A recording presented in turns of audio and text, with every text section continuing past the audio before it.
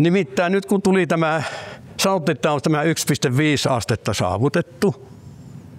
Se on kyllä totta, kun ajatellaan, että meillä on El Niño.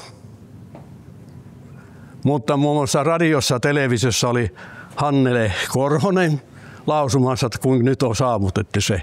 Mutta ei se ole, me on ehkä 1,3. Voi olla pikkusen yli saavutettu, mutta kun lasketaan siihen se El Niño, joka on nyt se poikkeustapaus. Nyt jäähtyy ja ei tule helteitä nyt muutamia vuosia.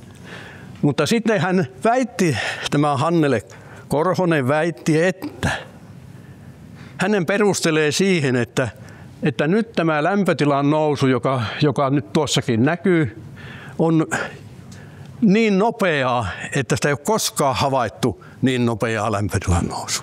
No minä sitten piisin tuohon pari käyrää, että onhan siellä tuolla 30 vuotta tuolla 1920 tai 1910 ja siitä, niin siellä on suurin piirtein sama nousuvauhti, vaikka hiilidioksidi ei ole noussut kuin 10% siitä.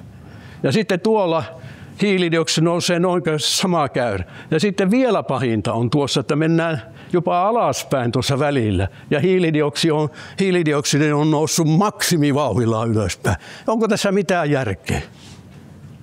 Ei minusta.